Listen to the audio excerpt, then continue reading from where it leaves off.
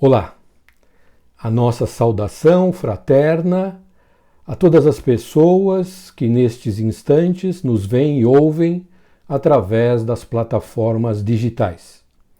Mais uma vez nos encontramos reunidos a fim de estudar, de refletir em torno do Evangelho segundo o Espiritismo. Hoje nós trataremos do capítulo 10, Bem-aventurados os misericordiosos. Mas antes, a nossa prece, endereçando a Deus, o nosso Pai, toda a nossa gratidão pelas bênçãos inúmeras com que todos os dias de nossa existência Ele nos faz criaturas melhores. Ele nos faz criaturas repletas de saúde, de felicidade, de bem-estar, quer seja em função da nossa vida familiar, com os nossos entes queridos, com os nossos amigos, quer seja na realização das nossas atividades profissionais, nos nossos estudos, nas nossas tarefas na comunidade, nas casas espíritas que frequentamos, em outros templos, enfim, cada momento de nossas vidas reflete uma bênção divina que recai diretamente do alto, a fim de que nós possamos realizar as tarefas, os compromissos com que cada uma de nós está envolvido nas nossas existências. Agradecer a Jesus, o mestre guia querido, pelos exemplos e lições que nos legou através do seu Evangelho, e que cada dia mais esses ensinamentos possam se fazer luzes no nosso entendimento, na nossa consciência, auxiliando-nos gradativamente a nos tornarmos criaturas pouco a pouco melhores. E agradecer, claro, aos bons espíritos que estão permanentemente conosco, mas em especial em momentos como este, em que nós nos reunimos para estudar, para refletir temas tão significativos e que podem, sem dúvida, se nós soubermos compreendê-los e senti-los, auxiliar-nos ainda mais neste trabalho que é de cada um, que é solitário, que é difícil e que deve ser realizado todos os dias do nosso aprimoramento, do nosso aperfeiçoamento moral. Então nós vamos iniciar, como foi dito, lendo os trechos iniciais do capítulo 10 do Evangelho segundo o Espiritismo, Bem-aventurados os misericordiosos. Textos que estão no Evangelho de Mateus, capítulo 5, capítulo 6, capítulo 18 e vários versículos, não é? Perdoai para que Deus vos perdoe. É o título deste item que abre o capítulo. Bem-aventurados os que são misericordiosos, porque obterão misericórdia. Se perdoardes aos homens as faltas que cometerem contra vós, também vosso Pai Celestial vos perdoará os pecados. Mas, se não perdoardes aos homens quando vos tenham ofendido, vosso Pai Celestial também não vos perdoará os pecados. O terceiro item. Se contra vós pecou o vosso irmão, ide fazer-lhe sentir a falta em particular, a sós com ele. Se vos atender, tereis ganho o vosso irmão. Então, aproximando-se dele, disse-lhe Pedro: Senhor, quantas vezes perdoarei a meu irmão quando houver pecado contra mim? Até 7 vezes? Respondeu-lhe Jesus: Não vos digo que perdoeis até 7 vezes, mas até 70 vezes 7 vezes. Então, nestes trechos que o evangelista Mateus registrou sobre as falas de Jesus, fica clara a intenção do Mestre em nos orientar a respeito desta virtude que deve também ser trabalhada e desenvolvida em cada um de nós, que é a misericórdia, a capacidade que nós precisamos desenvolver e obter de perdoar aos nossos semelhantes. Perdoar em que sentido? No sentido de que eles, por alguma razão, por uma fala, por uma atitude, possam de algum modo nos ofender, nos magoar, nos entristecer, nos irritar, nos decepcionar, enfim.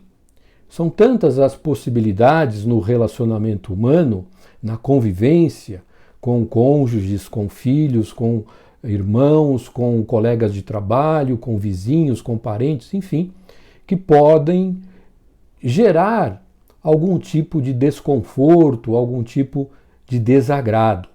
Isso faz parte da vida, é natural que seja assim, porque nós ainda somos criaturas imperfeitas e que nem sempre tomamos o devido cuidado nas nossas relações para evitar falar ou fazer algo que de algum modo machuque a outra pessoa ou que a outra pessoa nos machuque. Então a misericórdia é exatamente a capacidade de relevar, de não dar importância, de não manter um sentimento negativo em relação àquela pessoa pelo que ela possa nos ter dito ou feito, por pior que seja.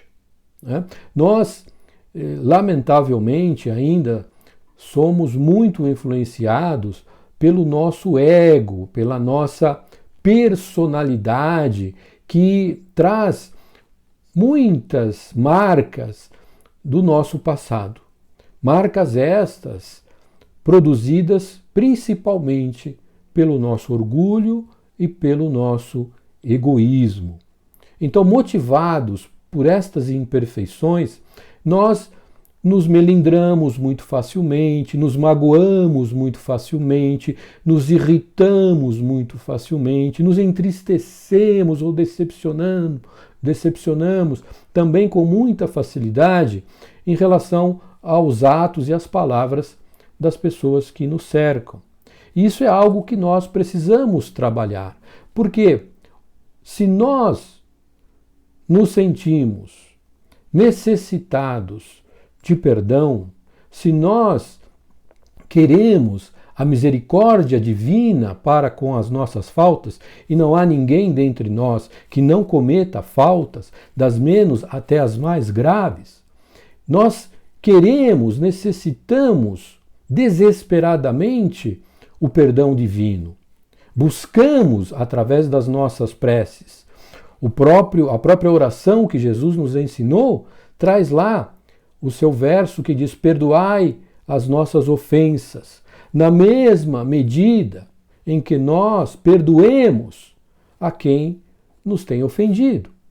Então, para que nós obtenhamos o perdão, a misericórdia de Deus, é necessário também que nós tenhamos essa condição de sermos misericordiosos para com o nosso próximo. É isso que Jesus está dizendo aqui. Se perdoardes aos homens as faltas que cometerem contra vós, também vosso Pai Celestial vos perdoará os pecados. Aqui só uma breve observação, que o sentido que Jesus atribuía a pecado era o erro, era o equívoco, não é?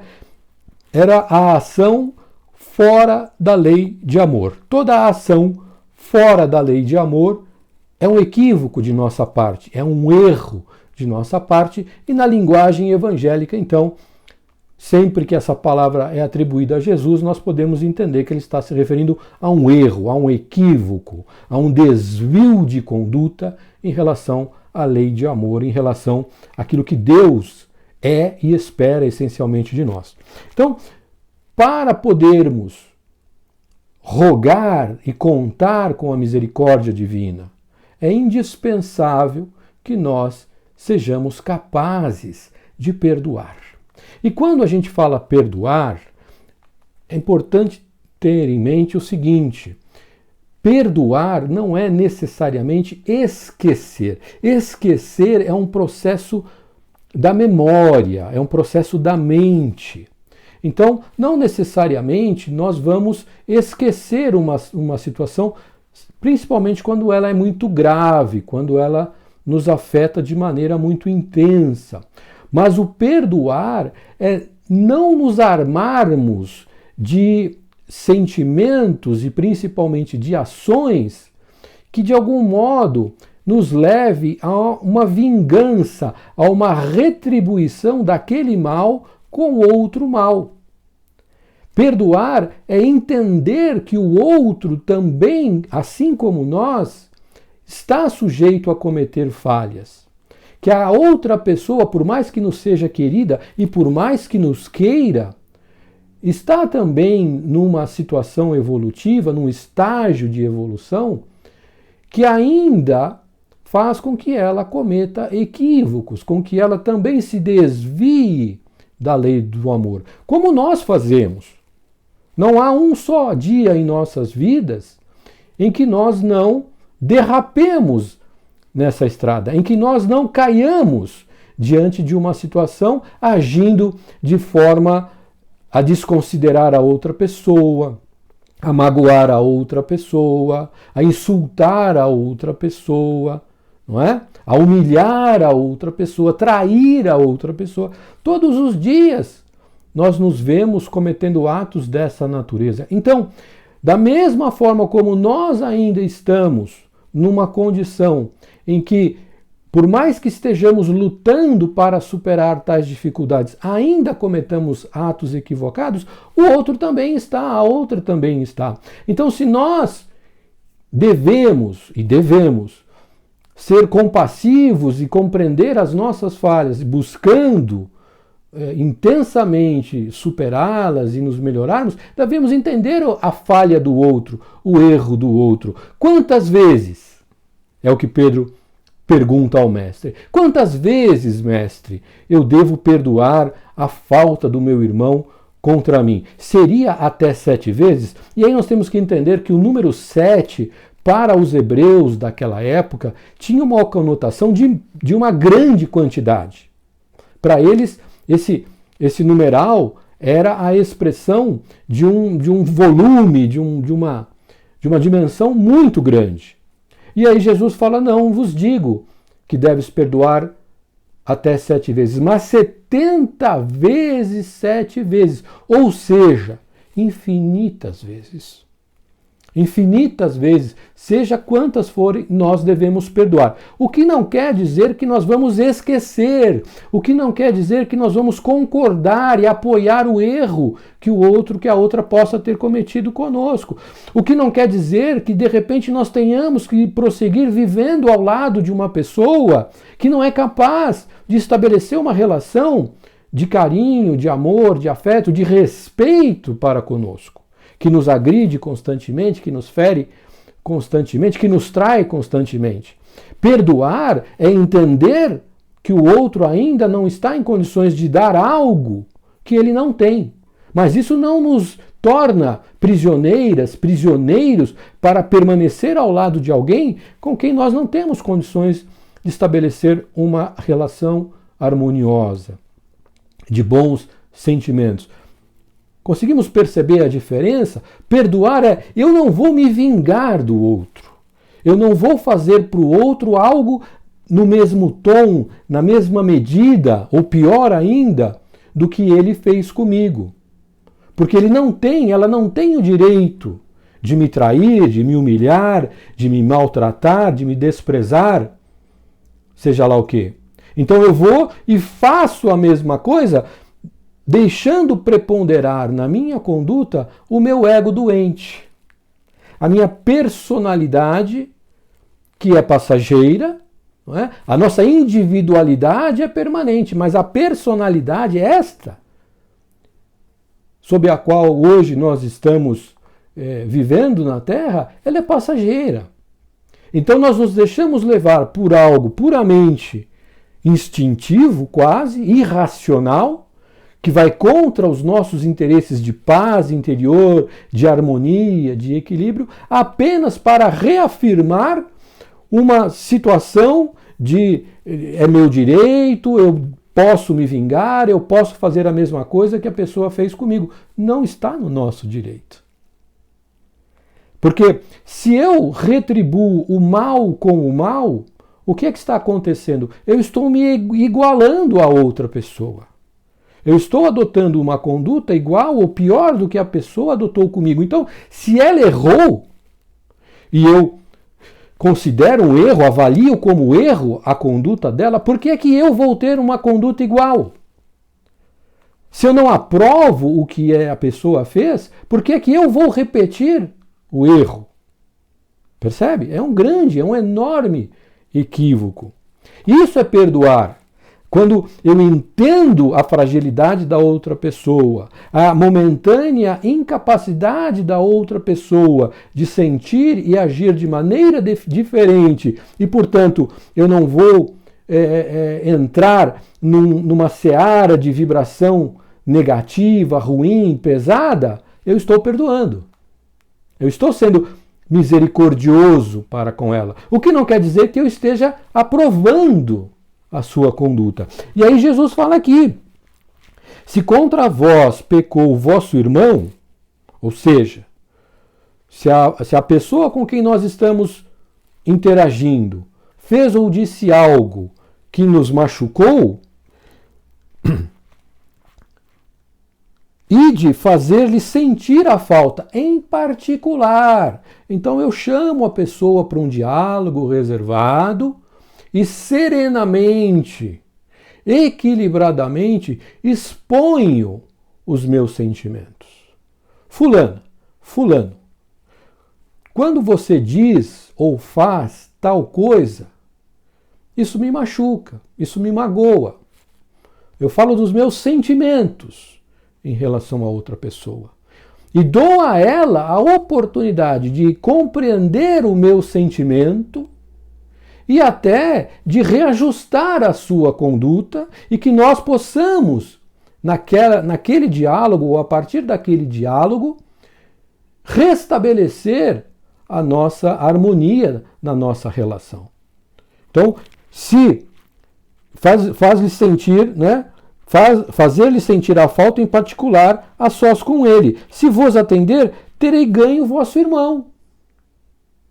Porque, de uma maneira equilibrada, de uma maneira correta, de uma maneira madura emocionalmente, eu expressei para outra pessoa como eu me senti a partir do que ela falou ou a partir do que ela fez. E ela, se estiver bem intencionada, vai refletir sobre as minhas palavras e possivelmente vai reconhecer o seu erro e vai tentar, de algum modo, reajustar. Agora, se ela também não entender, se ela também não quiser, paciência. Nós não podemos exigir das outras pessoas algo para o que elas ainda não estão aptas, preparadas para agir, para fazer, para entender. Temos que aceitar as pessoas como elas são. De novo, sem que isso exija de nós uma convivência que é tóxica para nós, que nos é prejudicial, que nos avilta. São situações diferentes. A misericórdia é a capacidade de compreender a fragilidade alheia, a nossa e a alheia, entender que os erros acontecem por uma incapacidade momentânea nossa e não reagirmos de forma igualmente equivocada. Isso é o perdão. Agora, esquecer é cerebral, é de memória. Não é? Pode ser até que com o tempo aquilo se torne algo tão irrelevante que realmente já nem mais me recorde. Mas talvez não. Talvez não. Agora, o que nós não devemos é ficar remoendo situações negativas, porque isso cria mágoa. Não é? E o que é a mágoa? Má água. Uma água ruim, uma água envenenada que nós ingerimos toda vez que nós ressentimos aquela situação que nos entristeceu, enfim, que nos perturbou.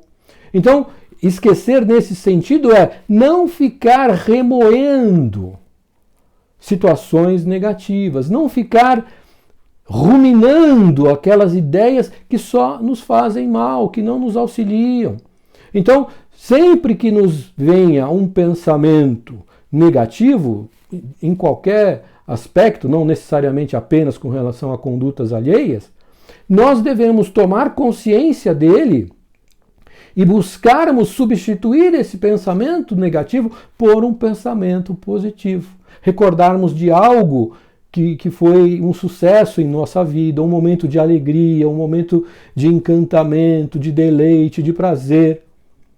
Para não ficarmos exatamente nesse circuito negativo de pensamentos e sentimentos, porque isso faz mal. Faz mal psicologicamente e depois faz mal para a nossa saúde. Então, ser misericordioso no sentido evangélico é essa capacidade de compreender a fragilidade do outro, entender que o outro está sujeito aos erros, assim como nós estamos, e ser capaz de perdoar, não de esquecer, mas de perdoar, não retribuindo o mal com o mal, mas sim retribuindo o mal com o bem. Essa é a essência do ensinamento. Ai daquele que diz: nunca perdoarei. A pessoa que se coloca numa posição tal que jamais vou perdoar, jamais vou... Ela está cometendo um erro. Por quê? Ela está dizendo para Deus o seguinte: Senhor, eu não sou merecedora da tua misericórdia, porque eu ainda não sou capaz de ser misericordioso. Percebe? Então, quando eu me coloco nessa posição de que jamais perdoarei, eu estou dizendo para Deus: o Senhor não precisa se preocupar comigo, porque não sou digno do seu perdão. E todos nós queremos o perdão divino. Porque Deus é justo. A sua lei de amor, ela traz a justiça, mas Deus é misericordioso. Não é? Então, existem maneiras diferentes de perdoar. Não é? Existe aquela maneira nobre, grandiosa, que não humilha, que não expõe a pessoa, né? que releva sem criar constrangimentos. Agora, há uma maneira pequena, há uma maneira mesquinha, orgulhosa, vaidosa, que faz com que a outra pessoa se humilhe para obter o nosso perdão. Dessa nós devemos fugir.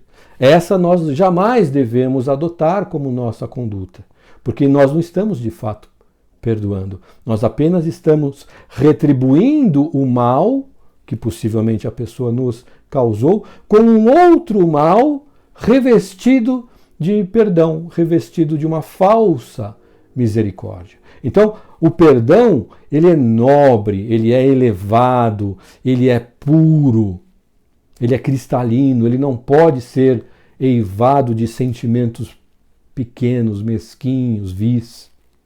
Não é? Depois vem o item seguinte, ainda no mesmo capítulo, que trata reconciliações com adversários. Reconciliai-vos o mais depressa possível com o vosso adversário, enquanto estáis com ele a caminho, para que ele não vos entregue ao juiz, o juiz não vos entregue ao ministro da justiça, e não sejais metido em prisão. Digo-vos, em verdade, que daí não saireis, enquanto não houverdes pago o último centil. Também está no Evangelho de Mateus, capítulo 5, versos 25 e 26. Então veja, o que Jesus nos recomenda aqui nos faz pensar que o perdão ele tem um efeito que é moral, porque ele nos liberta desses sentimentos pesarosos de mágoa, de tristeza, de raiva. Mas ele também tem um efeito que ele é físico. Como assim? Ora, se a recomendação é de reconciliarmos com o meu adversário, quem é o meu adversário? Não, eu não tenho adversários, eu não tenho inimigos, que bom, que bom. Mas, eventualmente, nós nos desentendemos com alguém, não é? Não quer dizer que aquela pessoa seja nosso inimigo, nossa inimiga, mas, por alguma razão, houve um desentendimento e, nesse desentendimento, uma troca de palavras duras, ofensivas, que causaram mágoa, que causaram tristeza. Então o que Jesus está dizendo? Reconcilia-te com o teu adversário enquanto ainda estão no caminho. Que caminho é esse? Enquanto estamos no caminho significa enquanto estamos aqui reencarnados. Porque aqui nós conseguimos resolver as questões. Agora, se um de nós parte para o mundo espiritual, desencarna, com o coração cheio de ódio, de rancor, de maus sentimentos, isso pode gerar consequências muito danosas para nós. Por quê? Esse que partiu para o mundo espiritual cheio de raiva contra nós, pode se empenhar em algum tipo de vingança. Pode se envolver com situações que nos levem a alguma obsessão espiritual. Não é? Então, aquilo que poderia e deveria ser resolvido de maneira relativamente simples, enquanto estamos no caminho, enquanto estamos aqui juntos na caminhada terrestre, pode se tornar um problema de enormes proporções e que talvez leve muitas vidas para resolver. Por quê? Porque aí a outra pessoa desencarnada, cheia de ódio, começa a agir contra mim, né? E eu ainda com o coração também não purificado, me ligo a essas vibrações e emano também maus sentimentos, e aí eu desencarno e fica aquela perseguição, aí ele reencarna, aí eu vou persegui-lo, ora eu sou o algoz, ora eu sou a vítima, numa sequência, às vezes, numerosíssima de reencarnações em que as criaturas ficam mutuamente se odiando e se perseguindo. Então vejam como o perdão é importante, porque ele evita que nós nos envolvamos com situações de perturbações espirituais, que podem ser muito graves. Podem ser muito graves. Então, a abrangência e a beleza dessa lição, que nos recomenda agirmos de forma misericordiosa. Para quê? Para que nós não nos vejamos envolvidos por estes sentimentos negativos, ruins, pesados.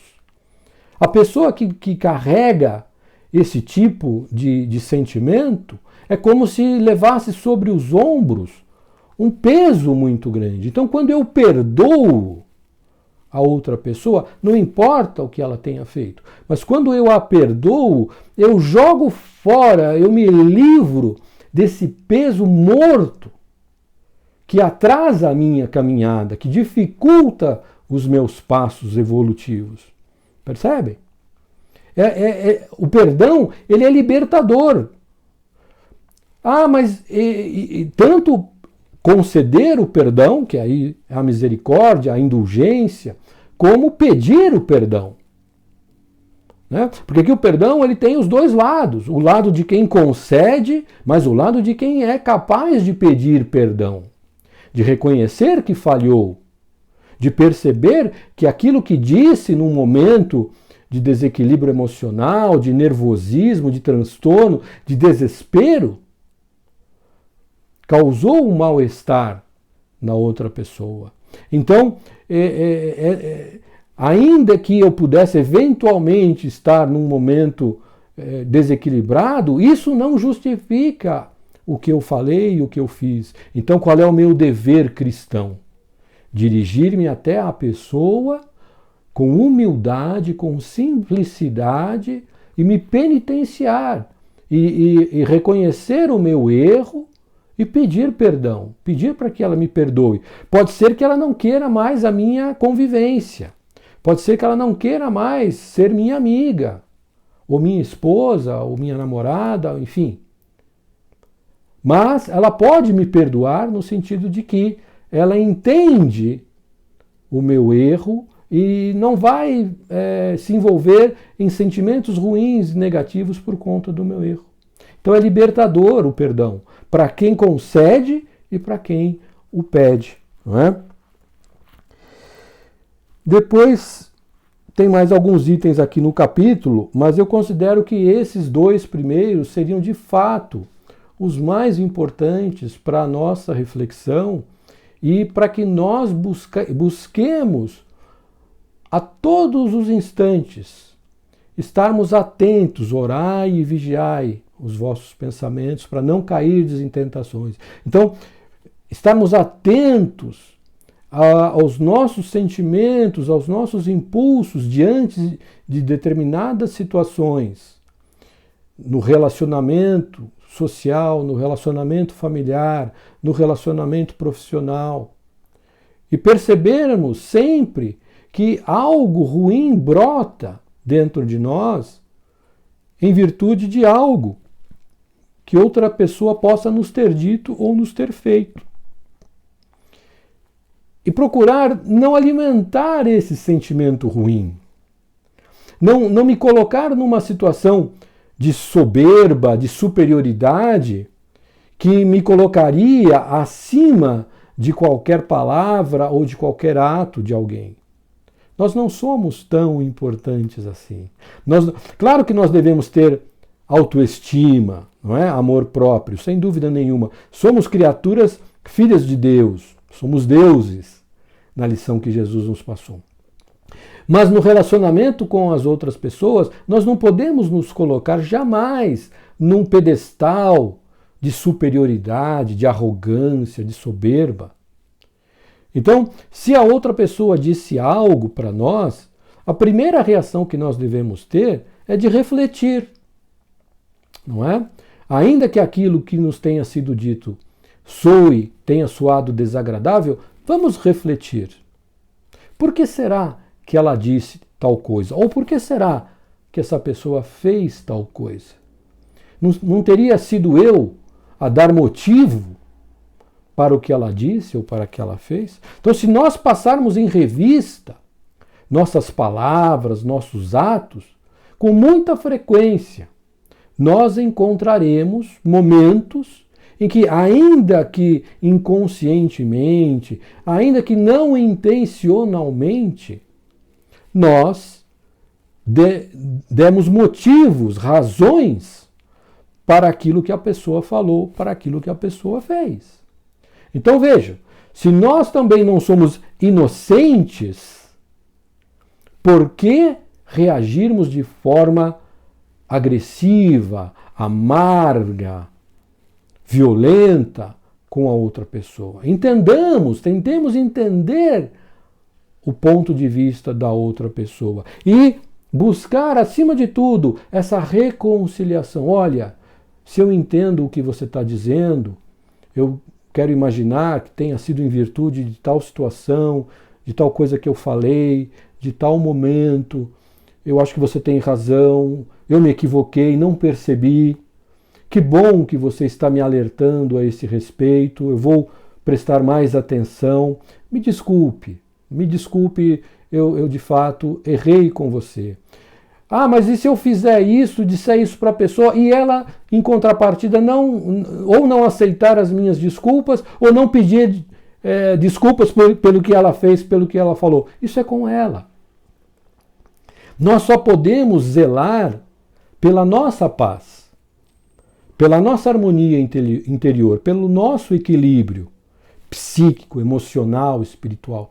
Não podemos fazer isso pelas outras pessoas.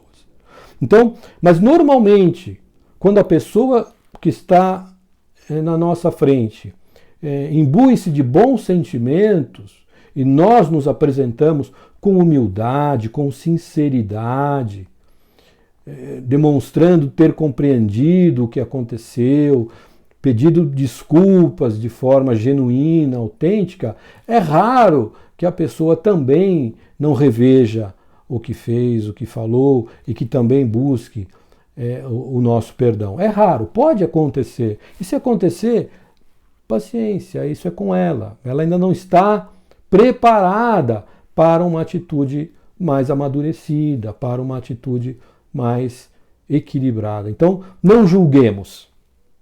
Não sejamos nós a julgar, não nos cabe julgar ninguém. Não é? Nós devemos ser muito rigorosos, na lição ele fala isso, muito rigorosos em relação às nossas condutas, extremamente exigentes, duros até conosco mesmo, e misericordiosos, indulgentes, flexíveis, compassivos, brandos para com as atitudes das outras pessoas. Essa é a lição que Jesus nos dá ao longo de todo o seu evangelho e que se torna fundamental que nós a aprendamos e a pratiquemos em nossa vida. Isso vai nos garantir dias de paz, dias de alegria, dias de felicidade, sem mágoas, sem maus sentimentos, sem atrairmos espíritos perturbadores para perto de nós, para o nosso lar, para a nossa família. Nós ficamos por aqui com o nosso estudo de hoje. De minha parte, imensa gratidão pela atenção de vocês, pelo carinho de vocês e o meu desejo que todos recebam de Deus, nosso Pai, as bênçãos infinitas da paz, da saúde, da prosperidade, do bem-estar. Fiquem todas, fiquem todos na paz do Senhor. Até uma próxima.